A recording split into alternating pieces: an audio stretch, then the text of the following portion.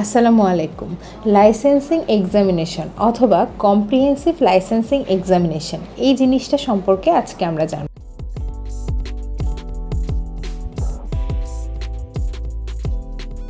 এটি হচ্ছে মূলত একটি নার্সিংয়ের বাছাই পরীক্ষা।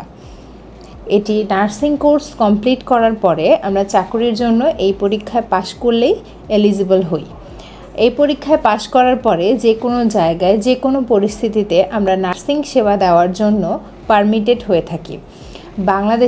বাংলাদেশ নার্সিং ও মিডওয়াইফারি কাউন্সিল কর্তৃক কম্প্রিহেন্সিভ লাইসেন্সিং এক্সামিনেশন অনুষ্ঠিত হয়। এটি বছরে 2বার অনুষ্ঠিত হয়। আপনি আশানুরূপ ফল না পেলে 2বারই পরীক্ষায় অংশগ্রহণ করতে পারবেন। এই পরীক্ষায় কোনো নেগেটিভ মার্কিং থাকে না, যার কারণে এটা আমাদের জন্য অনেকটা সহজ, কিন্তু অনেক বেসিক ইনফরমেশনগুলো লাগে, যার জন্য স্টুডেন্টদের কাছে মনে হয় যে আসলে লাইসেন্সিং এক্সামিনেশনটা অনেক কঠিন হয়ে থাকে। এই লাইসেন্স এক্সামে পাশ করার পরে এই একটা রেজিস্ট্রেশন কার্ড দিয়ে দেওয়া হয়। এই কার্ডটার মেয়াদ হচ্ছে 5 বছর। এই কার্ডটা পরবর্তীতে রিনিউ করতে হয়, সেটা পরের কথা। এখন আসি লাইসেন্স এক্সামিনেশনটা বছরে যে 2বার হয়, কোন কোন মাসে হয়। বছরে 2বার হয়, একটা মার্চে, একটা সেপ্টেম্বরে। মার্চে যদি আপনি পরীক্ষা দিয়ে আশানুরূপ ফল না পান, তাহলে আপনি আবারও সেপ্টেম্বরে লাইসেন্স এক্সামিনেশনে বসতে পারবেন।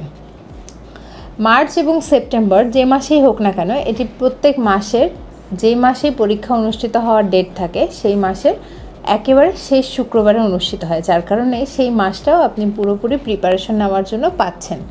সো দেরি না করে নার্সিংয়ের লাইসেন্স এক্সামিনেশনে কিভাবে ভালো করবেন সেই বিষয়ে সচেতন হয়ে যান এবং এখন থেকেই পড়াশোনা শুরু করে দিন, কারণ আর কিন্তু বেশি সময় নেই। সেপ্টেম্বরের শেষেই পরীক্ষা হওয়ার একটা সম্ভাবনা আছে।